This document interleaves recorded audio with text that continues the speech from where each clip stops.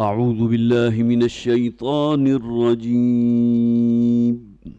بسم الله الرحمن الرحيم. وإذ غدوت من أهلك تبوئ المؤمنين مقاعد للقتال والله سميع عليم. إذ همت طائفتان منكم أن تفشلا والله وليهما وعلى الله فليتوكل المؤمنون. ولقد نصركم الله ببدر وأنتم أذلة فاتقوا الله لعلكم تشكرون. إذ تقول للمؤمنين ألن يكفيكم أن يمدكم ربكم بثلاثة آلاف أن يمدكم ربكم بثلاثة آلاف من الملائكة منزلين بلى إن تصبروا وتتقوا ويأتوكم من فورهم هذا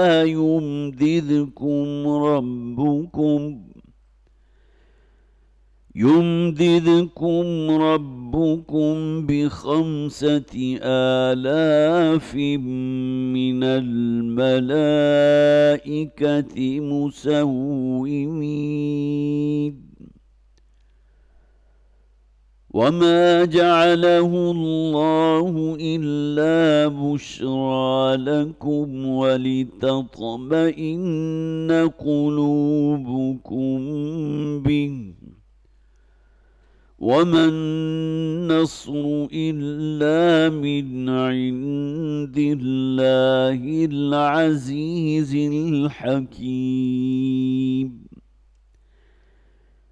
ليقطع طرفا من الذين كفروا أو يكبتهم فينقلبوا خائبين.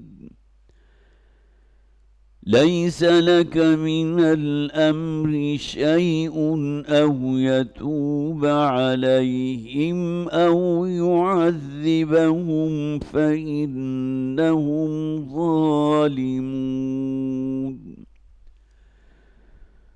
ولله ما في السماوات وما في الأرض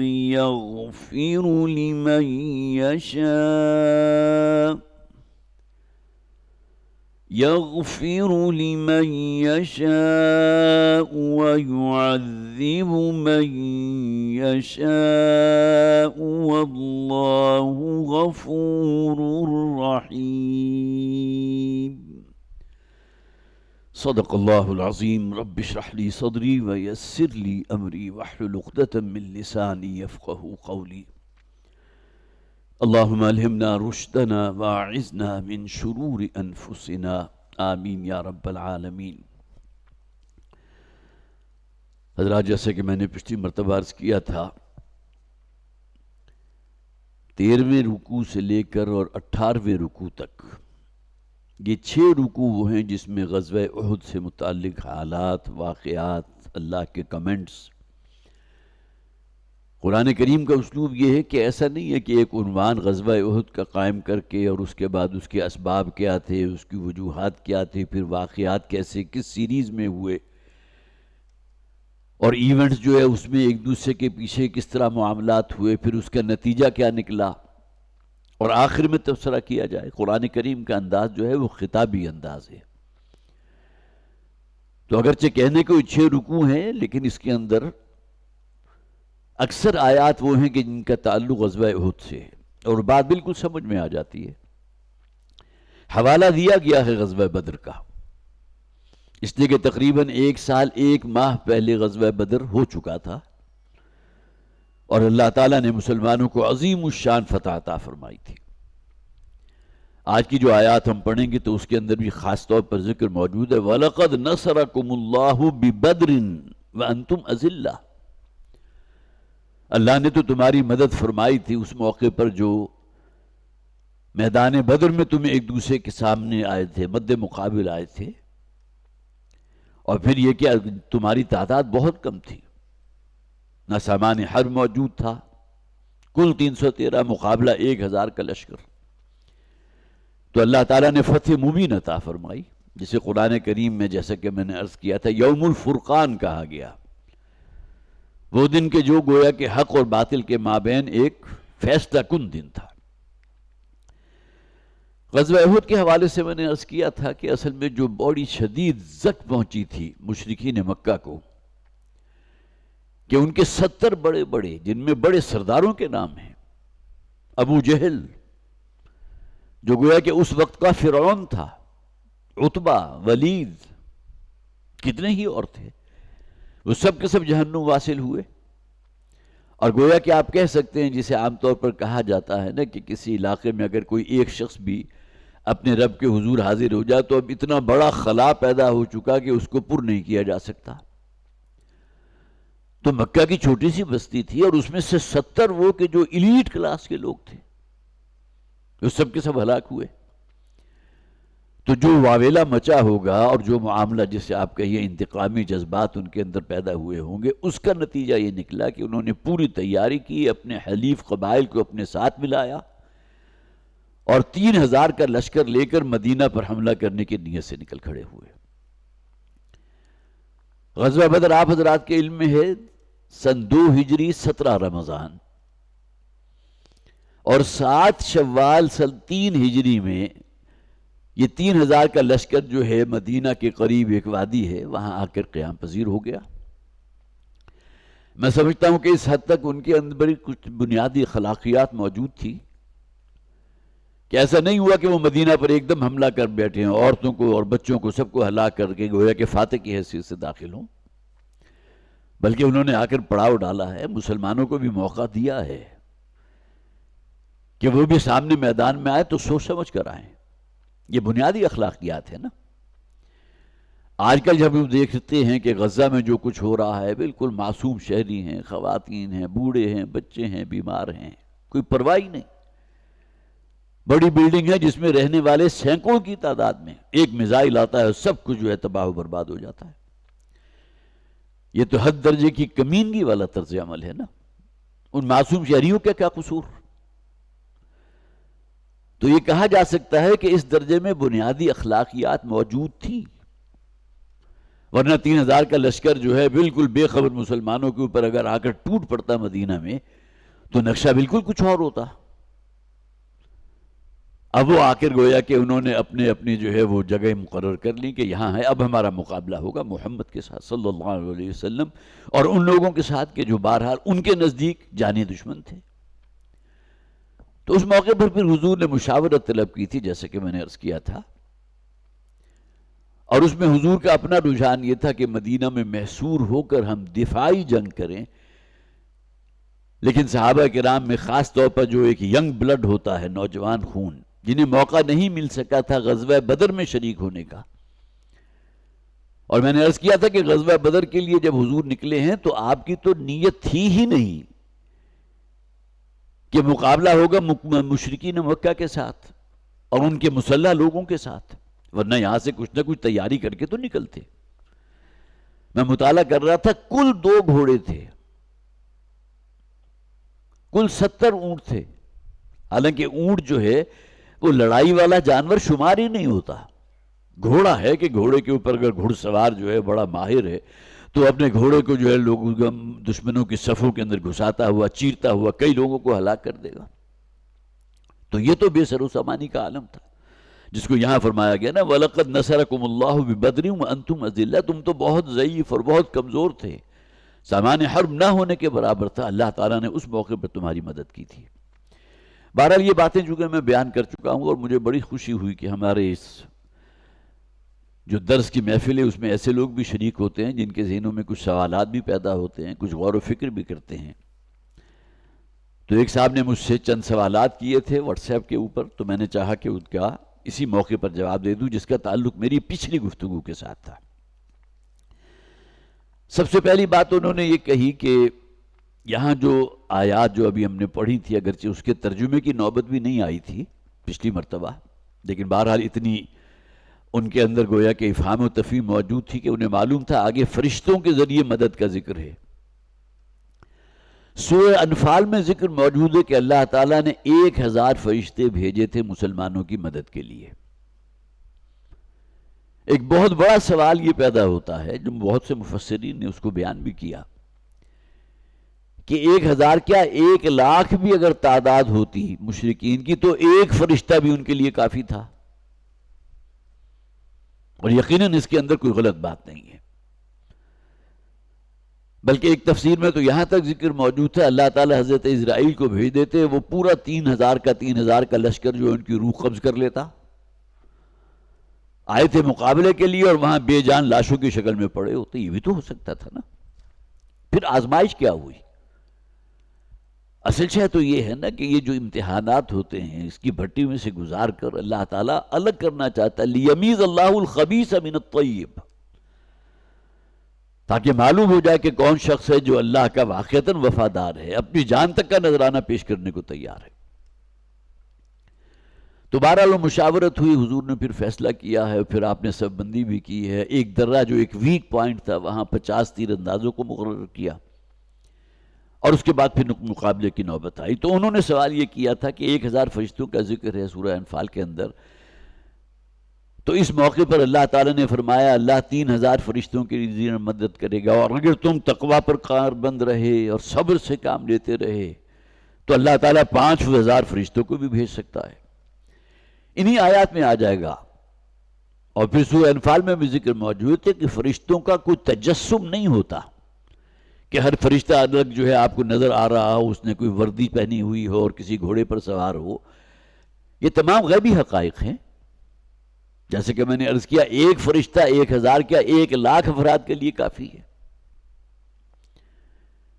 حضرت صالح علیہ السلام کی قوم پر جو عذاب آیا تھا آپ کو معلوم ہے، اللہ تعالیٰ نے فرشتے کو حکم دیا تھا اور اس نے ایسی ایک چیخ اور چنگھاڑ ان کے اوپر مسلط کی کہ پوری کی پوری قوم ہلاک ہو گئی، صرف ایک فرشتے کا کام تھا۔ تو یہاں آگے فرمایا گیا کہ اللہ تعالیٰ فرشتوں کا نزول فرماتا ہے تاکہ لوگوں کے دلوں میں جو اہل ایمان ہیں ان کے اندر ثبات پیدا ہو، ان میں ہمت پیدا ہو، وہ آگے بڑھ کر جسے آپ کہیے کہ مردانہ وار مقابلہ کر سکے، ان ثبت الذین آمنوا۔ اور اس سے بھی آگے بڑھ کر سورہ حامیم سجدہ میں فرمایا گیا اللہ تعالیٰ فرشتوں کو اہل ایمان والوں پر بھی نازل فرماتا ہے اسی دنیا کی زندگی میں۔ تتنزل علیہم الملائکۃ الا تخافوا ولا تحزنوا وابشروا بالجنۃ التی کنتم توعدون، سورہ حامیم سجدہ۔ وہ لوگ جو کہتے ہیں ہمارا رب اللہ ہے اور اس پر ثابت قدم ہو جاتے ہیں، کوئی تشدد، کوئی تعذیب، کوئی پرسیکیوشن انہیں اس حق سے ہٹا نہیں سکتی، تو ایسے لوگوں پر پھر اللہ تعالیٰ فرشتے نازل فرماتا ہے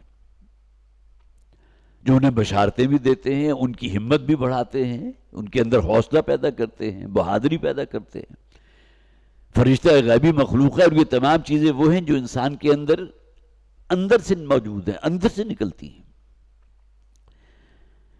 ایک سوال انہوں نے یہ بھی کیا تھا کہ ابو سفیان جو ہے وہاں سے واپس چلے گئے تھے، جبکہ ایک اعتبار سے مشرکین مکہ جو ہے وہ فاتح کی حیثیت سے وہاں سے واپس جا رہے تھے، تو کیا وجہ ہوئی کہ انہوں نے مدینہ پر قبضہ نہیں کیا؟ یہ وہ بات ہے کہ جو بہت سی تفاسیر میں موجود ہے، اس کا کوئی جواب کسی کے پاس نہیں، سوائے اس کے کہ اللہ تعالیٰ کی مشیت یہ تھی۔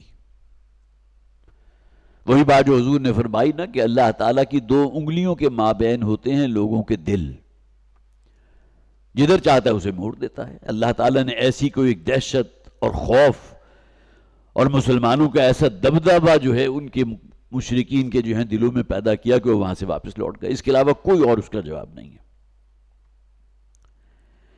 پھر یہ کہ جو صحابہ حضور کے ساتھ نکلے تھے، ظاہر ہے کہ مدینہ بالکل قریب، آج بھی آپ کو معلوم ہے کہ مدینے میں چلتے پھرتے بھی آپ کوہ احد دیکھ لیتے ہیں، اگرچہ تقریباً 8-9 کلومیٹر کا فاصلہ ہے وہاں سے. یہی میدان جنگ بنا تھا نا. تو حضور جب نکلے تو 1000 کا لشکر تھا، تو 300 جو واپس آئے یہ عبداللہ ابن ابی کی ایما پر واپس آئے تھے.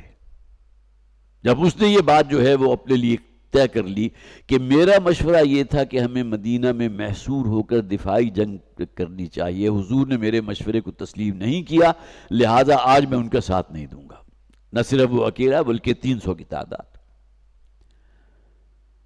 تو بڑا معصومانہ سا سوال تھا یہ کہ آیا ان 300 میں سے کچھ ایسے بھی تھو جو واقعتاً صحابہ کرام میں شامل ہوں؟ یقیناً نہیں. اس لیے کہ مدینہ کے رہنے والوں میں بڑی تعداد ان لوگوں کی تھی جو منافق تھے، آپس میں مفادات تھے، ویسٹڈ انٹرسٹ بھی تھے. پھر یہ کہ نبی اکرم صلی اللہ علیہ وسلم اور مسلمانوں کے لیے ان کے دل کے اندر ایک نفرت موجود تھی. عبداللہ ابن ابی جو ہے وہ تو گویا کہ اوس اور خزرج دونوں نے یہ بات طے کر لی تھی کہ یہ ہمارا بادشاہ بن جائے گا، اور معاملہ بالکل اس کے برعکس ہو گیا. نبی اکرم صلی اللہ علیہ وسلم مدینہ میں داخل ہوئے تو بے تاج بادشاہ کی حیثیت سے داخل ہوئے. کچھ آئی کہ عبداللہ ابن ابی جو ہے بادشاہت کے خواب دیکھ رہا تھا. تو جو لوگ واپس ہوئے تھے ان میں سے کوئی بھی صادق الایمان نہیں تھا، بلکہ یہ انتہائی کمزور ایمان والے کہنے کو مسلمان تھے، لیکن در حقیقت قرآن کیا کہتا ہے؟ وہ منافقین تھے.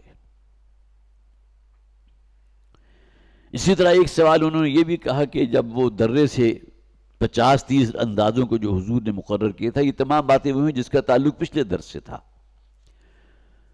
تو جب وہ لوگ نیچے اترے تو انہیں تو یہ کہا گیا تھا، حضور کی طرف سے یہ پیغام پہنچا تھا کہ اگر تم دیکھو کہ ہم تمام ہلاک ہو چکے ہیں، ہمیں شکست ہو چکی، تب بھی میں تمہیں یہ حکم دیتا ہوں کہ تم اس درے کو نہیں چھوڑو گے. اب جب کہ پہلے ہی حلے میں اللہ تعالیٰ نے مسلمانوں کو فتح عطا فرما دی، جس کا ذکر آ جائے گا اسی سورہ مبارکہ کے اندر، کہ اللہ تعالیٰ نے تو تمہاری مدد کی تھی اور تم گاجر مولی کی طرح ان لوگوں کو کاٹ رہے تھے. تو یہاں جو لوگ موجود تھے انہوں نے اب یہ دیکھا کہ مسلمان تو فاتح ہو چکے ہیں، فتح انہیں حاصل ہو چکی ہے، اور ممکن ہے آپس میں یہ مکالمہ بھی ہوا ہو کہ نبی اکرم صلی اللہ علیہ وسلم نے ہمیں منع کیا تھا کہ یہاں سے تم نیچے نہیں اترو گے شکست کی صورت میں. آپ نے یہ تو نہیں کہا تھا کہ اگر میں فتح مل جائے تو تم نہیں نیچے اترو گے. لیکن حضرت عبداللہ ابن جبیر رضی اللہ تعالی عنہ انہوں نے گویا کہ جو اصل معاملہ فہمی تھی وہاں تک پہنچے ہوئے تھے. خواہ فتح ہو یا شکست ہو، دونوں صورتوں میں حضور کا یہ حکم ہے کہ یہاں سے نیچے نہیں اترو گے. وہ اس پر قائم رہے اور اپنی جان جو ہے قربان کر دی. نہ صرف وہ بلکہ ان کے ساتھ 9 اور افراد تھے کہ جنہوں نے اس درے کی حفاظت میں جو پیچھے سے خالد ابن ولید نے حملہ کیا تھا، اور انہوں نے اپنی جان جو ہے جان آفری کی سپرد کر دی. تو یہ چند باتیں وہ تھی کہ جو ان کی طرف سے کہی گئی تھی، جو میں نے خاص طور پر نوٹ کر لی تھی. تو بہرحال اب وہی باتیں کہ جو جیسا کہ میں نے عرض کیا، اگرچہ پچھلی مرتبہ تمہید کی گفتگو تھی، لیکن یہ کہ آج ہم اس کا باقاعدہ مطالعہ کرتے ہیں، اور پچھلی مرتبہ کی گفتگو میں سے کچھ چیزیں ایسی ہوں گی کہ جو آج کی آیات کے اندر بھی ہمارے سامنے آ جائیں گی انشاءاللہ.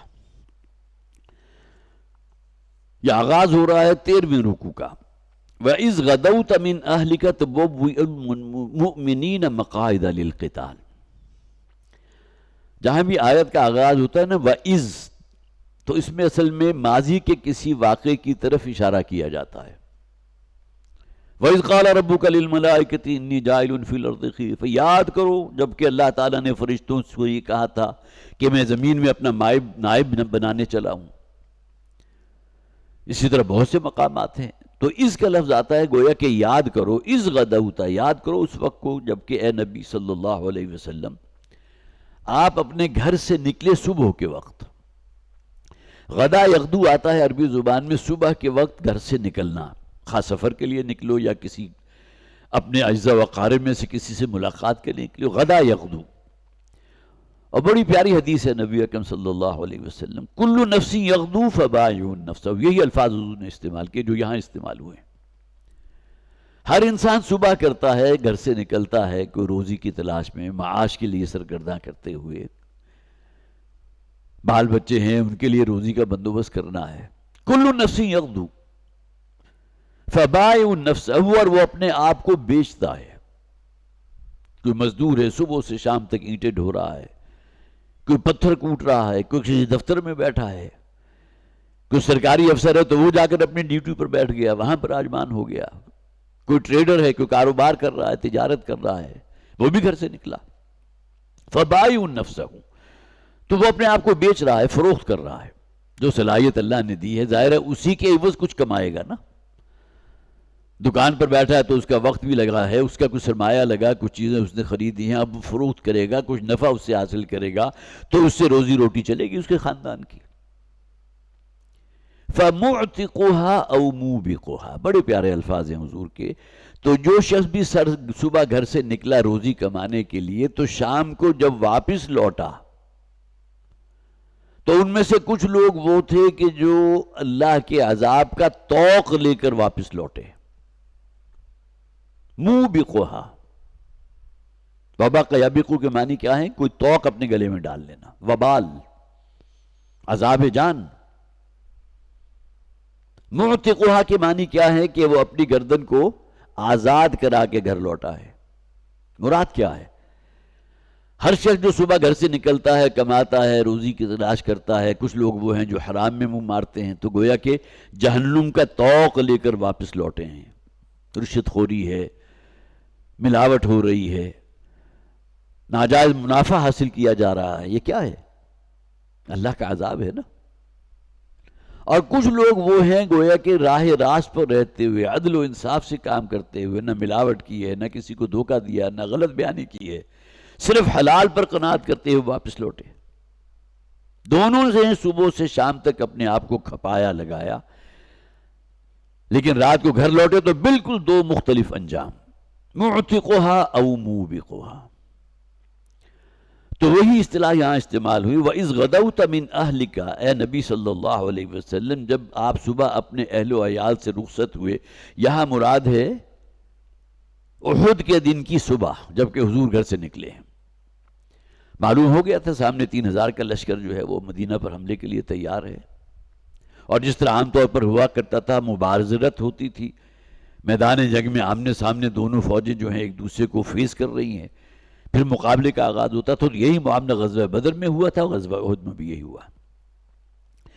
تو بوئ المؤمنین مقاعد للقتال، اور آپ مومن جو آپ کے ساتھ تھے 1000 کی تعداد میں ابتداءً، بعد میں عبداللہ ابن ابی 300 کو لے کر واپس آ گیا تو اب 700 باقی رہ گئے، اور ان کو آپ گویا کہ درجہ بندی کر رہے تھے، صف بندی کر رہے تھے، میسرہ یہ ہے، میمنہ یہ ہے۔ اور حضور کی اپنے حکمت عملی یہ دیکھیے کہ کوہ احد کو اپنی پشت پر رکھا تاکہ یہ کہ احد کی بھی سپورٹ حاصل رہے۔ یہی وجہ حضور فرماتے ہیں مجھے احد سے بڑی محبت ہے۔ تو یہ بھی گویا کہ ایک جانب اسی طرف اشارہ ہے نا، حضور نے احد کو اپنے بیک پر رکھا تھا، پیچھے رکھا تھا۔ پھر جو ایک خلا تھا، ایک درہ تھا، وہاں حضور نے 50 تیر اندازوں کو مقرر کر دیا۔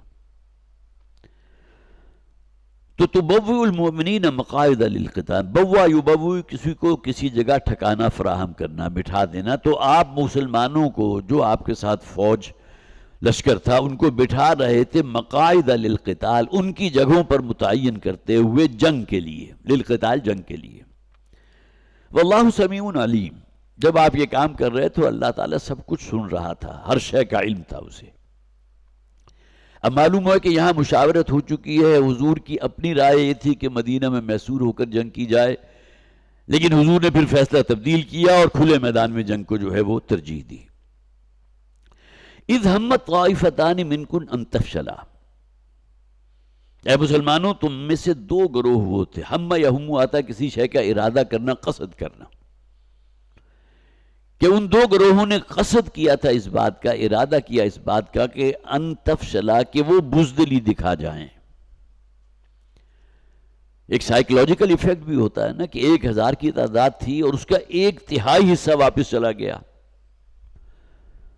تو اس کی وجہ سے بہرحال کچھ نہ کچھ جو ہے دل شکستگی کا معاملہ بھی ہوا، اور مسلمانوں میں سے دو قبیلے ہیں، بنو حارثہ بنو سلمہ، ایک کا تعلق قبیلہ اوس سے، دوسرے کا تعلق قبیلہ خزرج ہے. تو ان دونوں نے کچھ پس کم ہمتی دکھائی. یہ بھی قریب تھا کہ واپس چلے جاتے، واللہ ولیہما، لیکن اللہ تعالیٰ ان کا ولی تھا. اللہ نے انہیں ہمت دی ہے، ان کے اندر حوصلہ پیدا کیا. اگرچہ فوری طور پر دل شکستگی پیدا ہوئی تھی عبداللہ ابن ابی کے 300 افراد کے واپس جانے کی وجہ سے، کہ پہلے مقابلہ 1 اور 3 کا تھا، 1000 کا مقابلہ 3000 کے ساتھ، اب مقابلہ 1 اور 4 کا ہو گیا کہ 700 کا مقابلہ 3000 کے ساتھ. واللہ ولیہما، اللہ تعالیٰ ان کا ولی تھا. اب یہ بات بڑی لطیف ہے، سیرت والوں نے اس کو بیان کیا ہے کہ مدینہ والے جو ہے انہیں کچھ نہ کچھ بعد میں یاد کرایا کرتے تھے کہ وہ میدان احد کے اندر تم واپسی کا ارادہ کر رہے تھے، تو گویا کہ بزدلی تمہاری طرف سے سامنے آئی. تو وہ فوری طور پر دلیل کے طور پر یہ کہا کرتے تھے، اللہ تعالیٰ نے ساتھ ہی یہ فرمایا واللہ ولیہما، اللہ ان کا ولی تھا. تو یہ کریڈٹ جو اللہ تعالیٰ نے ہمیں دیا ہے یوم احد، کہ اللہ نے کہا کہ میں تمہارا ولی تھا، میں نے تمہاری ہمت بندھائی ہے. تمہارے اندر بزدلی اور کم ہمتی پیدا ہوئی تھی اس وجہ سے کہ عبداللہ ابن ابی 300 افراد کے ساتھ واپس چلا گیا، تو اب کیسے مقابلہ کریں گے؟ تو اللہ تعالیٰ نے فرمایا دی واللہ ولیہما، اللہ تعالیٰ ان کا ولی تھا، اللہ نے ان کی حوصلہ افزائی کی تھی، ان کی ہمت بندھائی تھی. وعلی اللہ فلیتوکل المؤمنون، اور اللہ ہی پر توکل کرنا چاہیے اہل ایمان کو. اور جیسا کہ میں نے عرض کیا، تمام سیرت نگاروں کے اندر الرحیق المختوم کا میں نے پچھلی مرتبہ بھی ذکر کیا تھا، بہت خوبصورت کتاب ہے، اس کو خاص طور پر آپ حاصل کیجئے. اردو بازار میں ہر بک سٹال پر آپ کو مل جائے گی، بڑی ڈسکاؤنٹڈ پرائس کے اندر مل جاتی ہے. میرے خیال 400-500 صفحات تو اس کے ہیں. ظاہر ایک نشست میں یا ایک ہفتے کے اندر ختم نہیں کی جا سکتی، لیکن اگر آپ اس کا نصاب مقرر کر دیں کہ روزانہ میں نے اس کا ایک چیپٹر پڑھنا ہے، تو آپ گویا کہ اسے پڑھتے ہوئے یوں محسوس کریں گے کہ آپ اس ماحول میں ہیں کہ جس کا ذکر اس کتاب میں ہو رہا ہے. وعلی اللہ فلیتوکل المؤمنون، اور اللہ ہی پر توکل کرنا چاہیے اہل ایمان کو. ظاہر ہے کہ ایمان کا تو تقاضا یہ ہے نا، ایمان کے باطنی ثمرات میں سب سے ٹاپ پر اعتماد، توکل، بھروسہ صرف اللہ کی ذات پر، مادی وسائل پر نہیں. مادی وسائل پر اگر تکیہ اور بھروسہ اور توکل ہوتا تو میدان بدر میں مقابلہ ہوتا ہی نہیں. مادی وسائل میں تو کوئی نسبت و تناسب ہی نہیں تھی. تو توکل ہوگا تو صرف اللہ کی ذات پر، اور اہل ایمان تو واقعتاً ہیں ہی وہ جو توکل کرتے ہیں اللہ پر. یہ ذہن میں رکھیے، مادی اسباب کو استعمال کرنے سے ہمارا دین ہمیں روکتا نہیں. کرو، کوئی ٹارگٹ اچیو کرنا چاہتے ہو تو اس کے لیے محنت کرنی ہوگی. یہ نہیں کہ اللہ تعالیٰ نے لکھ دیا وہ ٹارگٹ ملے گا یا نہیں ملے گا، مجھے کیا ضرورت ہے محنت کرنے کی. جس طرح بہت سے لوگ کہتے ہیں اگر اللہ نے پہلے سے لکھ دیا کہ مجھے جنت میں جانا ہے جہنم میں جانا ہے تو مجھے اپنے آپ کو خام خواہ ہلکات کرنے کی ضرورت کیا ہے. جبکہ اس کی بالکل دوسری طرف یہ ہے کہ اللہ تعالیٰ کے علم میں ہے کہ تمہارا ٹھکانہ جنت یا جہنم ہوگا، لیکن یہ کہ اس کے لیے محنت کرنا، جنت حاصل کرنا. اس کے من اراد الآخرۃ وسعی لہا سعیہا، جو شخص بھی آخرت کا ارادہ کرتا ہے، ٹارگٹ ہے آخرت کی کامیابی، اور اس کے بعد وہ محنت اور کوشش کرتا ہے اس کامیابی، اس ٹارگٹ کو حاصل کرنے کے لیے. وَلَقَدْ نَصَرَكُمُ اللَّهُ بِبَدْرٍ وَأَنْتُمْ أَذِلَّةٌ، اور اللہ تعالیٰ نے تو تمہاری مدد کی تھی بدر کے دن بھی. وَأَنْتُمْ أَذِلَّةٌ، ذلیل کی جمع ذلہ. ذلیل کا لفظ ہماری اردو زبان میں استعمال ہوتا ہے ذرا بہت ہی گھٹیا معنوں میں، گویا کہ عزت کے مقابلے میں ذلت. عربی زبان میں آتا ہے کمزوری کے لیے. اور یہاں بدر کا ذکر کیا جائے تو کمزوری کیا تھی؟ تعداد بہت کم، کہاں 313، کہاں 1000، 1 اور 3 سے بھی زائد کے نسبت. اور کمزوری اس اعتبار سے بھی کہ سامان حرب جو ہے نہ ہونے کے برابر، اس لیے کہ حضور جنگ کے ارادے سے نکلے ہی نہیں تھے. بات بالکل سمجھ میں آتی ہے. تو اللہ نے تو تمہاری مدد کی تھی بدر کے میدان میں، وَأَنْتُمْ أَذِلَّةٌ، جبکہ تم بہت کمزور تھے، کوئی مقابلہ نہیں تھا. فَاتَّقُوا اللَّهَ لَعَلَّكُمْ تَشْكُرُونَ، تو اللہ کا تقوی اختیار کرو تاکہ تمہارے اندر شکر پیدا ہو. تقوی اصل میں یہ شکر کیا شے ہے؟ حکمت، دانائی، وزڈم، اس کا اصل حاصل. وَلَقَدْ آتَيْنَا لُقْمَانَ الْحِكْمَةَ أَنِ اشْكُرْ لِلَّهِ. ایک سمبولک مثال جو قرآن پیش کرتا ہے حضرت لقمان علیہ السلام کے. حضرت لقمان اگرچہ نبی یا رسول نہیں ہے، وہ اللہ والے تھے جن کا ذکر قرآن میں موجود ہے. ایک پوری سورت اس نام سے موجود، سورت لقمان. تو حضرت لقمان کو اللہ تعالیٰ نے حکمت اور دانائی عطا فرمائی تھی کہ وہ شکر گزاری اختیار کرے اللہ کا. وَلَقَدْ آتَيْنَا لُقْمَانَ الْحِكْمَةَ أَنِ اشْكُرْ لِلَّهِ. تو فَاتَّقُوا اللَّهَ لَعَلَّكُمْ تَشْكُرُونَ، اور اللہ کا تقوی اختیار کرو تاکہ تمہارے اندر شکر گزاری پیدا ہو. تقوی یہ ہے کہ جو موٹیویٹنگ فورس ہوگی جو اللہ کے لیے شکر گزاری کا جذبہ انسان میں پیدا کرے گی. اِسْتَقُولُ لِلْمُؤْمِنِينَ، اے نبی صلی اللہ علیہ وسلم، وہ وقت جب کہ آپ مومنوں سے کہہ رہے تھے. مومنین سے مراد کون ہیں؟ جو نبی اکرم صلی اللہ علیہ وسلم کے ساتھ اس غزوہ احد میں شریک تھے. بعض تفاسیر نے یہاں لکھا ہے چونکہ بدر کا ذکر کیا گیا تو یہاں ریفرنس دیا جا رہا ہے اس وقت کا جبکہ آپ ان 313 افراد جو بدر کے میدان میں موجود تھے ان سے یہ کہہ رہے تھے. اِسْتَقُولُ لِلْمُؤْمِنِينَ أَلَنْ يَكْفِيَكُمْ أَنْ يُمِدَّكُمْ رَبُّكُمْ بِثَلَاثَةِ آلَافٍ مِّنَ الْمَلَائِكَةِ مُنزَلِينَ. اے نبی وہ وقت جبکہ آپ مومنوں سے کہہ رہے تھے کہ کیا اللہ تعالیٰ تمہارے لیے کفایت نہیں کرے گا اگر وہ تمہاری مدد فرمائے، تمہارا رب تمہاری مدد فرمائے بِثَلَاثَةِ آلَافٍ 3000 فرشتوں سے من الملائکۃ منزلین، وہ فرشتے کے جو اللہ کی طرف سے نازل کیے جائیں گے. جیسا کہ میں نے عرض کیا تھا سورہ انفال کے اندر ذکر موجود ہے اور وہاں تو گویا کہ اللہ نے اپنا وعدہ پورا کر دکھایا. بہت سی روایات آپ کو ایسی ملتی ہیں کہ جس میں دیکھنے والے یہ کہتے ہیں کہ میں نے ابھی اپنا ہاتھ بلند کیا تھا کسی مشرک کی گردن جو ہے اتارنے کے لیے، تو میری گردن ہاتھ ابھی فاصلے پر تھا کہ میں نے دیکھا کہ اس کی گردن جو ہے کٹ کر دور جا پڑی. تو فرشتہ آپ کو نظر تو نہیں آئے گا نا، لیکن وہاں اس میں جبکہ کوئی نسبت و تناسب نہیں تھا، نہ عددی اعتبار سے نہ سانمان حرب کے اعتبار سے، تو وہاں تو واقعتاً اللہ تعالیٰ نے فرشتوں کو نازل کیا تھا مدد کے لیے. اور سورہ انفال کی آیت نمبر 9 میں فرمایا گیا تھا اِذْ تَسْتَغِیثُونَ رَبَّکُمْ فَاسْتَجَابَ لَکُمْ أَنِّی مُمِدُّکُمْ بِأَلْفٍ مِّنَ الْمَلَائِکَةِ مُرْدِفِینَ. جبکہ اے مسلمانوں تم نے فریاد کی تھی، اللہ کے سامنے دعا کی تھی، تو اللہ تعالیٰ نے تمہاری دعا کو قبول فرمایا. یہاں گویا کہ یہ بات ہے کہ اللہ نے فرشتوں کے ذریعے مدد فرمائی تھی. غزوہ بدر، سورہ انفال میں غزوہ بدر کا ذکر ہے. تمہاری اس دعا کو قبول فرمایا کہ میں مدد کروں گا تمہاری بِأَلْفٍ مِّنَ الْمَلَائِکَةِ مُرْدِفِینَ کہ وہ میں مدد کروں گا تمہاری 1000 فرشتوں کے ذریعے جو ایک دوسرے کے پیچھے مردفین ردیف سے نکلا ہے، لگاتار بھیجے جائیں گے تمہاری مدد کے لیے. تو بعض حضرات نے یہاں سورہ آل عمران کے اندر جو یہ ہے اس کو اسی کی طرف منسوب کیا ہے کہ اللہ تعالیٰ نے جو فرشتوں کی مدد کا وعدہ کیا تھا غزوہ بدر کے موقع پر اسے پورا کیا. اِسْتَقُولُ لِلْمُؤْمِنِينَ أَلَنْ يَكْفِيَكُمْ أَنْ يُمِدَّكُمْ رَبُّكُمْ بِثَلَاثَةِ آلَافٍ مِّنَ الْمَلَائِكَةِ مُنزَلِينَ کہ اللہ تعالیٰ جو ہے وہ تمہاری مدد فرمائے گا 3000 فرشتوں سے کہ جو آسمان سے نازل کیے جائیں گے. بلا کیوں نہیں، ان تصبروا وتتقوا، اگر تم صبر کے ساتھ قائم رہے صبر کے ساتھ اور تقوی اختیار کیے رکھو گے. وَيَاتُوكُم مِّن فَوْرِهِمْ هَٰذَا يُمْدِدْكُمْ رَبُّكُمْ بِخَمْسَةِ آلَافٍ مِّنَ الْمَلَائِكَةِ مُصَوِّمِينَ تو وہ آئیں گے فرشتے تمہاری مدد کے لیے فوری طور پر. فارا یفورو آتا ہے کسی شے کا فوری طور پر نکل آنا. ہماری اردو زبان میں بھی استعمال ہوتا ہے فوری طور پر یا فوراً.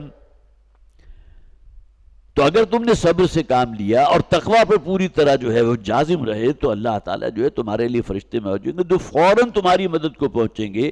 اور وہ 3000 کی بات نہیں ہے، بِخَمْسَةِ آلَافٍ مِّنَ الْمَلَائِكَةِ مُصَوِّمِينَ وہ 5000 فرشتوں کے ذریعے بھی تمہاری مدد کرے گا اور اس پر قادر ہے.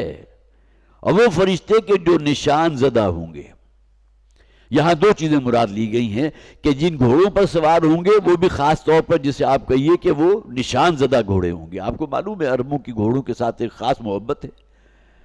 کسی گھوڑی کی پیشانی کے اوپر خاص خوبصورت سے محراب لگی ہوئی ہو اور اس کے کان جو ہے اس کے اوپر جو کوئی ایک سیاہ دبا ہو، سرخ رنگ کا گھوڑا ہو، تو بڑا قیمتی گھوڑا شمار ہوتا تھا. تو یہ نشان زدہ گھوڑا ان کے ہاں ایک معروف شے تھی. لیکن یہاں اللہ تعالیٰ فرماتے ہیں کہ فرشتے اور ان کی سواریاں جو ہے اللہ تعالیٰ مخصوص کر دے گا، متعین کر دے گا تمہاری مدد کے لیے، خواہ وہ 3000 کی تعداد ہو، خواہ 5000 کی تعداد ہو. اللہ تو قدرت رکھتا ہے. وہی بات جو میں نے آغاز میں کہی تھی، سوال پیدا ہوتا ہے کہ مقابلہ صرف 3000 انسانوں سے ہے. انسان اور فرشتے کا کوئی مقابلہ تو نہیں ہے نا. وہ تو صرف ایک فرشتہ بھی گویا کہ ان تمام 3000 انسانوں کے لیے کافی تھا. لیکن یہ کہ بہرحال یہ تمام چیزیں جو ہے اللہ تعالیٰ کی طرف سے ہوتی ہیں، اور اصل شے ہوتا ہے مسلمانوں کا امتحان. وَلَنَبْلُوَنَّكُمْ بِشَيْءٍ مِّنَ الْخَوْفِ وَالْجُوعِ وَنَقْصٍ مِّنَ الْأَمْوَالِ وَالْأَنفُسِ وَالثَّمَرَاتِ. اللہ تعالیٰ ہر شے پر قادر ہے. وہ چاہے تو تمام انسان کو انتہائی نیک، عابد اور زاہد بندہ بنا دے. لیکن پھر ہمارا امتحان کیا ہوا؟ یہاں تو سب سے بڑا دشمن ہمارا اپنا نفس ہمارے اندر موجود ہے نا. پہلے اسے پچھاڑو، پھر میدان میں نکلو. فَأَلْهَمَهَا فُجُورَهَا وَتَقْوَاهَا قَدْ أَفْلَحَ مَنْ زَكَّاهَا وَقَدْ خَابَ مَنْ دَسَّاهَا. تو اس لیے جو سب سے پہلا مقابلہ پیش آتا ہے، جو اندر ایک شیطان موجود ہے. وَمَا جَعَلَهُ اللَّهُ إِلَّا بُشْرَى لَكُمْ. اب یہاں وہ بات واضح ہو گئی کہ ان فرشتوں کے ذریعے کوئی فزیکل مدد پہنچانا مقصود نہیں تھا. اگرچہ اس کا عملی ظہور پہلے ہو چکا، 1 سال 1 ماہ پہلے غزوہ بدر کے موقع پر، جبکہ بہت سی روایات ایسی موجود ہیں جس کی کوئی تعویل ہو ہی نہیں سکتی جب تک کہ یہ بات تسلیم نہ کی جائے کہ اللہ تعالیٰ نے فرشتوں کو مدد کے لیے بھیجا تھا، جس کا ایک واقعہ میں نے ابھی آپ کو سنایا بھی. لیکن اصل مقصود کیا ہوتا ہے؟ اللہ تعالیٰ نے یہ جو مدد کا وعدہ فرمایا تھا، یہ فرشتوں کے ذریعے تمہاری 3000 یا 5000 کے ذریعے مدد کی جائے گی، ان کی تعداد ہے. اللہ بشرا لکم، یہ اصل میں تمہاری لیے ایک بڑی خوشخبری تھی. گویا کہ تمہیں اللہ کی مدد اور تائید حاصل ہے. یہ جذبہ اگر انسان کے اندر پیدا ہو تو بڑے سے بڑے پہاڑ کے ساتھ بھی ٹکرانے کو تیار ہوتا ہے کہ میرے پیچھے اللہ کی مدد ہے، اس کی نصرت ہے، اس کی تائید ہے. اللہ وعدہ کر رہا ہے تو اللہ تعالیٰ تو اپنے وعدے کو جھوٹا نہیں کرے گا نا. تو فرشتوں کا نازل ہونا اس اعتبار سے بھی کہ انسان کے اندر وہ جمع مردی اور حوصلہ پیدا ہوتا ہے، اطمینان قلب حاصل ہوتا ہے. وَمَا جَعَلُوا اللَّهُ إِلَّا بُشْرَى لَكُمْ، یہ اصل میں تمہارے لیے ایک بہت بڑی نوید تھی اللہ کی طرف سے کہ اللہ کی مدد اور اللہ کی تعاون تمہیں حاصل ہے. وَلِتَطْمَئِنَّ قُلُوبُكُمْ بِهِ، اور تاکہ تمہارے دلوں کو اندر ایک اطمینان پیدا ہو جائے اللہ کی اس نوید کی وجہ سے کہ ہمارا رب قادر ہے اس بات پر کہ وہ ہماری مدد کریں. جیسے کہ میں نے ابتدا میں بھی عرض کیا تھا کہ یہ آیات جو ہیں اس کے پس منظر میں غزوہ بدر کو رکھے تو بات زیادہ سمجھ میں آتی ہے. یہاں تو معاملہ مسلمانوں سے ایک جو اجتہادی غلطی ہوئی، جو پچھلی مرتبہ میں نے تفصیل سے بیان بھی کیا تھا، جس درے کی حفاظت پہ حضور نے 50 تیر اندازوں کو مقرر کیا تھا، جب پہلے ہی حلے میں اللہ تعالیٰ نے مسلمانوں کو فتح نصیب میں آ گئی ان کے، تو یہ لوگ وہاں سے نیچے اتر آئے کہ حضور نے ہمیں یہ کہا تھا کہ اگر ہم تمام لوگ بھی اگر اللہ کے رستے میں شہید ہو جائیں تب بھی تم اس درے کو نہیں چھوڑو گے. تو یہ تو نہیں کہا تھا کہ اگر ہمیں فتح حاصل ہو یا تم نہیں چھوڑو گے، لہذا وہ چھوڑ کر چلے گئے.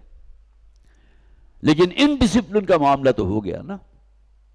اللہ کے رسول صلی اللہ علیہ وسلم نے حضرت عبداللہ ابن جبیر رضی اللہ تعالیٰ عنہ کو جب امیر مقرر کیا تو اللہ کے رسول کا مقرر کیا ہوا امیر جو ہے وہ تو اللہ کا مقرر کیا ہوا امیر ہے. اگر اس کی حکم عدولی ہوگی، اس کی نافرمانی ہوگی، اس کی سرکشی ہوگی تو یہاں معاملہ جو ہے انتہائی سنگین ہے. معلوم ہوا کہ ہمارا تمہارا جو نظم و ضبط ہے، ڈسپلن جو ہے، اس کے اندر ابھی بہت بڑا رخنہ موجود ہے. تو اس میں کہنے میں قطعاً کوئی حرج نہیں ہے کہ گویا کہ پھر جو سزا ملی ہے، اور یہ معاملہ صرف مسلمانوں کے ساتھ تو نہیں ہو کہ 70 کی تعداد میں شہادتیں ہوئیں، نبی اکرم صلی اللہ علیہ وسلم خود بھی شدید زخمی ہوئے. تو وما جعلہ اللہ الا بشرا لکم ولتطمئن قلوبکم بہ وما النصر الا من عند اللہ. اور نہیں ہے کوئی مدد مگر وہ مدد کے جو اللہ کی طرف سے آئے. آخری وہ مدد آئی نا. فتح مکہ کے موقع پر آپ نے کیا دیکھا کہ حضور فاتح کی حیثیت سے مکے میں داخل ہوئے. اذا جاء نصر اللہ والفتح ورأیت الناس يدخلون فی دین اللہ افواجا.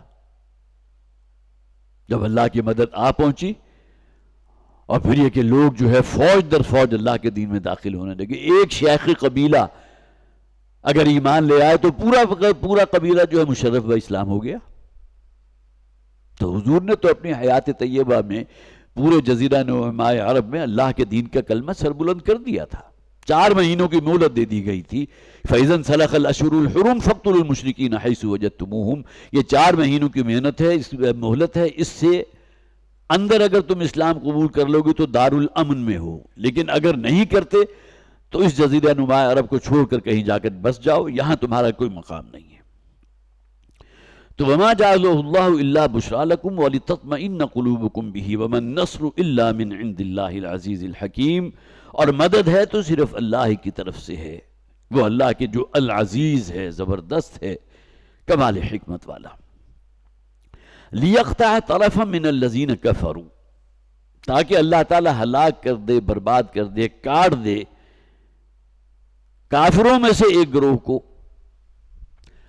اب جو لوگ جہنم واصل ہوئے تھے غزوہ بدر میں, ان کی تعداد تو 70 ہے جو مسلم ہے, احادیث میں ذکر موجود, بلکہ نام بھی موجود ہیں جو جہنم واصل ہوئے. لیکن یہاں بھی آخر مشرکین کی بڑی تعداد تھی کہ جو وہاں کھیت رہی. اگرچہ یہ تعداد مسلمانوں کی جو شہادتیں تھی اس سے کم تھی, اس لیے کہ یہاں تو 70 کی تعداد میں صحابہ شہید ہو گئے. اور جیسا کہ میں نے پچھلی مرتبہ عرض کیا تھا کہ صحابہ کرام نے اپنے جسموں کو ڈھال بنایا ہے محمد رسول اللہ صلی اللہ علیہ وسلم کی حفاظت کے لیے. ایک شخص تھا کہ جو آگے بڑھا اور بڑا سا پتھر اس کے پاس تھا, اس نے حضور کے چہرے پر مارا, وہاں تک اس کی رسائی ہو گئی. ظاہرہ پیش قدمی کرتے ہوئے جب ٹارگٹ کوئی شخص اپنا مقرر کر دے تو اس کے اوپر بہرحال ادھر ادھر سے رستہ نکال ہی لیتا ہے. اس کا نتیجہ کیا نکلا, جو خود حضور نے اپنے چہرے پر اوڑا ہوا تھا وہ چھوٹی چھوٹی کڑیوں سے بنا ہوتا ہے, اس کی 2 کڑیاں حضور کے رخسار کی ہڈی کے اندر پیوست ہو گئیں. حضرت ابوبکر صدیق رضی اللہ تعالیٰ عنہ بالکل قریب موجود تھے, وہ بھی زخمی حالت میں تھے.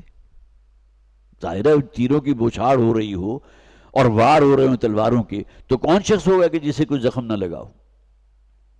انہوں نے کوشش کی, وہ خود, اب اس لیے کہ خون کا فوارہ جو پھوٹ رہا تھا, تو اس خود کی کڑیوں کو نکالنے کی کوشش کی. حضرت ابوبکر رضی اللہ تعالیٰ عنہ تو نہیں نکال پائے. پھر اس کے بعد جو ہے ایک اور صحابی آگے بڑھے ہیں اور انہوں نے زور لگایا تو ان کا اپنا دانت نکل گیا, لیکن کم سے کم یہ کہ وہ 2 کڑیاں جو پیوست ہو گئی تھی حضور کی رخسار کی ہڈی کے اندر وہ بھی نکل آئیں, اور اس کے بعد خون کا فوارہ بہا. حضور کا پورا چہرہ مبارک جو ہے خون سے رنگین ہو گیا. ابھی اگلی ہی آیت میں ذکر بھی آ جائے گا اس بات کا, اس لیے کہ بہرحال نبی اکرم صلی اللہ علیہ وسلم کا جب اپنا یہ معاملہ ہوا اور اس سے بھی آگے بڑھ کر افواہ اڑ گئی کہ حضور کی شہادت ہو گئی ہے, تو اب مسلمانوں کا حوصلہ جس درجے پست ہوا ہوگا آپ اس کا اندازہ نہیں کر سکتے. بعض صحابہ وہ تھے جنہوں نے تلوار زمین پر رکھ دی کہ اب لڑنے کا فائدہ کیا ہے. جب ہمارے لیڈر, ہمارے جسے آپ کہیے سپہ سالار بھی تو حضور ہی تھے نا صلی اللہ علیہ وسلم. پہلے کیا ہوتا تھا جب مبارزت ہوتی تھی اور اس کے بعد جو ہے جسے آپ کہیے کہ مٹ بھیڑ ہو جاتی تھی 2 افواج کی, تو سپہ سالار کو اگر گھوڑے سے گرا کر اس کو قتل کر دیا جائے تو گویا کہ وہ تو ختم ہو گئے. سپہ سالار ہی اگر کھیت ہو رہا, یہاں تو شکست مقدر بن گئی. تو نبی اکرم صلی اللہ علیہ وسلم کے بارے میں افواہ اڑ گئی. پھر بعد میں جب لوگوں کو بتایا گیا کہ نہیں ایسا نہیں ہے, بلکہ نبی اکرم صلی اللہ علیہ وسلم, پھر لوگ جو اکٹھے ہوئے ہیں اور جمع ہوئے ہیں, تو اس کیفیت میں حضور کی زبان سے یہ الفاظ نکلے تھے. سیرت کی کتابوں میں اسے نقل بھی کیا گیا. ظاہر جذبات کی کیفیت ہے, قلب حساس جہاں شخص کے دل میں ہوتا ہے حضور کے اپنے دل میں بھی موجود تھا. اگرچہ یہی وہ قلب تھا جو طائف کے موقع پر جو دعا کی شکل میں نکلا ہے, وہاں بھی پتھروں کی بارش ہوئی تھی اور نبی اکرم صلی اللہ علیہ وسلم کا جسم مبارک جو ہے خون سے رنگین ہوا, لہو رہان ہو گیا آپ کا جسم مبارک. اور فرشتہ آیا حضور کی خدمت میں کہ اللہ نے مجھے بھیجا ہے، ملک الجبال، پہاڑوں پر جو متعین فرشتہ ہے، کہ اللہ نے مجھے بھیجا ہے، آپ اگر حکم دیں گے تو ان طائف کی پہاڑیوں کو آپس میں ایسے ٹکرا دوں گا کہ یہاں کے رہنے والے ہر شخص کا قیمہ بن جائے گا، برکس نکل جائے۔ تو حضور نے کہا نہیں، میں اس کام کے لیے نہیں بھیجا گیا۔ وہ بھی تو قلب حساس تھا نا محمد رسول اللہ صلی اللہ علیہ وسلم کا۔ اور اس موقع پر پھر آپ نے فرمایا تھا کیا جب اللہ تعالیٰ نے، اگر یہ لوگ جو اس وقت موجود ہیں راندہ درگاہ ہو چکے، کیا جب کہ اللہ تعالیٰ ان کی نسلوں میں سے کسی کو اسلام کی توفیق عطا فرما دے۔ اسی وجہ سے حضور کو کہا جاتا ہے رحمت للعالمین، تمام جہان والوں کے لیے رحمت بنا کر بھیجے گئے۔ تو اس موقع پر حضور کی زبان مبارک سے نکل گئے یہ الفاظ، کیف یہد اللہ قوما خضبوا وجہ رسولہ بالدم، کہ اللہ تعالیٰ اس قوم کو کیوں کر راہ یاب کرے گا جس نے اپنے رسول کے چہرے کو خون سے رنگین کر دیا۔ اس کے اوپر اللہ تعالیٰ کی طرف سے فوراً، جیسا کہ میں نے عرض کیا نا کہ یہ آیات جو ہم پڑھیں گے اس میں جا بجا اللہ کی طرف سے کمنٹس بھی ہیں، تبصرے بھی ہیں،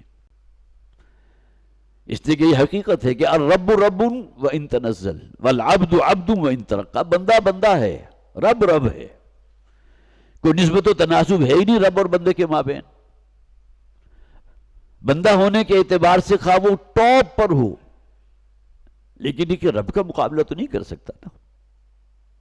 بعد از خدا بزرگ توئی قصہ مختصر، یہ ہم مانتے ہیں کہ اللہ کے بعد، الہ واحد کے بعد بزرگ ترین ہستی ہے محمد رسول اللہ صلی اللہ علیہ وسلم، لیکن ہیں تو بندے، تو بندے اور رب کا نسبت و تناسب تو آپ کسی طرح ختم کر ہی نہیں سکتے۔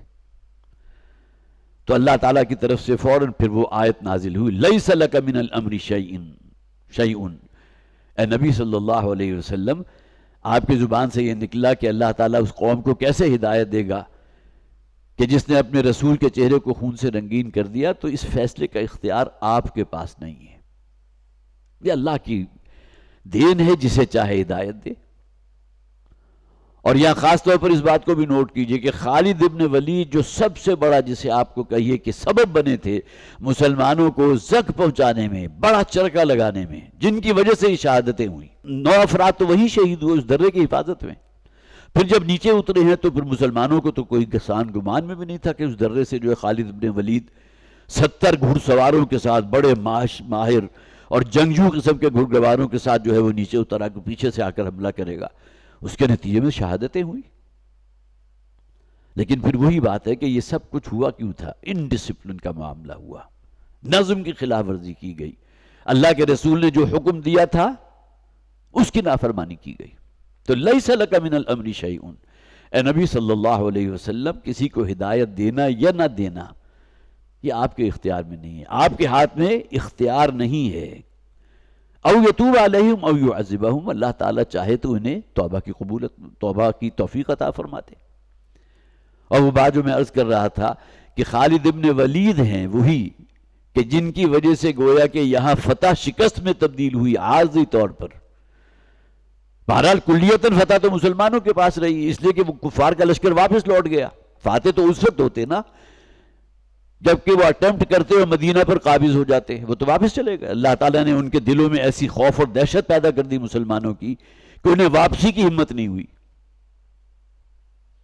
کافی کوس وہ جا چکے تھے واپس مکہ کی طرف، وہاں ٹھہر کر ابو سفیان کے دل میں خیال بھی آیا یہ تو بہت ہی گولڈن چانس تھا ہمارے لیے کہ ہم اس موقع پر مدینہ پر حملہ کرتے تو شاید یہاں معاملہ جو ہمیشہ کے لیے ختم ہو جاتا ہے اس دین اسلام کا، لیکن اللہ نے وہ ایسی دہشت اور خوف پیدا کی ہے ان کے دلوں میں کہ وہ وہاں سے واپس لوٹ گئے۔ تو اللہ چاہے تو انہیں توبہ کی توفیق عطا فرما دے۔ خالد ابن ولید اس کی سب سے بڑی مثال کہ یہی خالد ابن ولید ہیں جنہیں پھر اللہ کے نبی صلی اللہ علیہ وسلم نے سیف اللہ کا لقب عطا فرمایا، اللہ کی تلواروں میں سے ایک تلوار، سیف من سیوف اللہ۔ تو لیس لک من الامر شیء او یتوب علیہم او یعذبہم فانہم ظالمون۔ ہاں یہ بات ہے کہ وہ ظالم ہیں، مشرک ہیں، آئے تھے دین محمدی کا قلع قمع کرنے کے لیے، لیکن خائب اور نامراد ہو کر واپس لوٹے بے ایمانہ کہ انہیں ہمت نہیں ہوئی کہ دوبارہ واپس آ کر مدینہ پر قبضہ کرتے۔ اور سب سے بڑھ کر یہ کہ مسلمانوں کے وہ اللہ تعالیٰ نے پھر بہرحال وہ ہمت بھی عطا فرمائی ہے اور بہت سے واقعات ایسے ہیں جو سیرت کے اندر موجود ہیں. بہت بڑا سانحہ تھا، 70 افراد وہاں مدینہ کے رہنے والے، جن میں حضرت حمزہ جیسی شخصیت، حضرت مصعب بن عمیر جیسی شخصیت، اور کتنے ہی نام ہیں، ان کی شہادتیں ہوئی. اور واقعہ یہ ہے کہ مدینہ میں کوئی گھر یا کوئی گلی ایسی نہیں تھی کہ جہاں سے کچھ آوازیں رونے کی نہ آ رہی ہوں. ظاہر صدمے کی کیفیت تھی سب کی.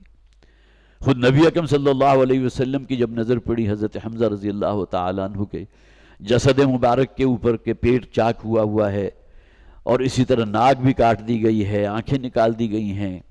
ظاہر جوش انتقام میں انسان سب کچھ کر گزرتا ہے نا.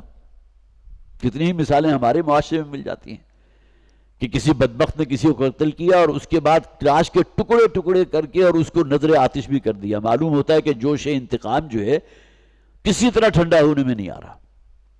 یہی معاملہ ہوتا تھا کہ کسی کی اگر کوئی ہلاکت ہو گئی ہے یا حضرت حمزہ رضی اللہ تعالیٰ عنہ کی شہادت ہوئی ہے تو لاش کا مسئلہ کرنا جو ان کا شعار تھا. اور اسی پر بس نہیں کیا تھا، بلکہ بعض روایات میں یہ بھی ہے کہ ہندہ جو موجود تھی اس موقع پر، میں نے عرض کیا تھا پچھلی مرتبہ کہ خواتین کا بھی ایک پورا، جسے آپ کہیے کہ ایک وفد ان کے ساتھ موجود تھا لوگوں کی ہمتیں بڑھانے کے لیے. ابو سفیان کی بیوی ہندہ اس کی لیڈر تھی. سپہ سالار ابو سفیان تھا مردوں کا، خواتین کی لیڈر وہ تھی. تو حضرت حمزہ رضی اللہ تعالیٰ عنہ کی ناک اور کان اور جو اعضاء تھے نا، اس کو باقاعدہ ایک رسی میں پرو کر اپنے گلے میں ڈال لیا. اس کا ذکر بھی احادیث میں موجود ہے. تو بہرحال یہ وہ کچھ ہے جو مسلمانوں کے ساتھ ہوا تھا غزوہ احد کے موقع پر. لیکن اس کے بعد پھر کایا کلپ ہو گئی. پھر 2 سال کے بعد جو ہے پھر جو غزوہ احزاب ہوا ہے، اور پھر صلح حدیبیہ، اور بالآخر نبی اکرم صلی اللہ علیہ وسلم جو ہے فاتح کی حیثیت سے مکے میں داخل ہوئے. وَلِلَّهِ مَا فِي السَّمَاوَاتِ وَمَا فِي الْأَرْضِ، اللہ کے لیے زمین و آسمان کی ہر شے. یہ الفاظ جو ہیں گویا کہ ایمان کے جذبات کو انگیخت دینے کے لیے ہوتے ہیں. یہ جو کچھ ہو رہا ہے اس کائنات میں اللہ کے کنٹرول میں ہے. مَا أَصَابَ مِن مُّصِيبَةٍ فِي الْأَرْضِ وَلَا فِي أَنفُسِكُمْ إِلَّا فِي كِتَابٍ مِّن قَبْلِ أَن نَّبْرَأَهَا، کوئی شے واقع نہیں ہوتی اس زمین پر یا تمہاری اپنی جانوں پر مگر ایک پہلے سے اللہ کے لکھے ہوئے نوشتے میں کی موجود ہے. اللہ کے اذن کے بغیر کچھ نہیں ہوتا. وَلِلَّهِ مَا فِي السَّمَاوَاتِ وَمَا فِي الْأَرْضِ، جو کچھ ہے زمین و آسمان میں کل کا کل اللہ کا ہی ہے، اللہ ہی کے کنٹرول میں ہے، اسی کے اختیار میں ہے. يَغْفِرُ لِمَن يَشَاءُ وَيُعَذِّبُ مَن يَشَاءُ، اللہ تعالیٰ جسے چاہتا ہے اس کی مغفرت فرما دیتا ہے. لیکن یہاں شرط ہے، وہ شخص کے جو صدق دل سے توبہ کرے اللہ تعالیٰ معاف فرما دیتا ہے، خواہ وہ شرک پر ہی کیوں نہ ہو. منافقین کے بارے میں بھی تو قرآن میں کہا گیا نا، اگر یہ صدق دل سے توبہ کر دیں اللہ تعالیٰ ان کے تمام گناہوں کو معاف فرما دے گا. تو مغفرت اللہ کی طرف سے ہے، لیکن جبکہ طلب موجود ہو انسان کے اندر. مغفرت چاہتا تو ہو، کوئی احساس ندامت، احساس پشیمانی تو ہو. یغفر لمن یشاء یعذب من یشاء، اور جو اپنے اصرار پر، ہر دھرمی پر، ضد پر، عناد پر قائم رہتا ہے تو اللہ تعالیٰ پھر اسے عذاب دیتا ہے. واللہ غفور الرحیم، اور اللہ تعالیٰ انتہائی مغفرت فرمانے والا اور کمال رحمت والا ہے.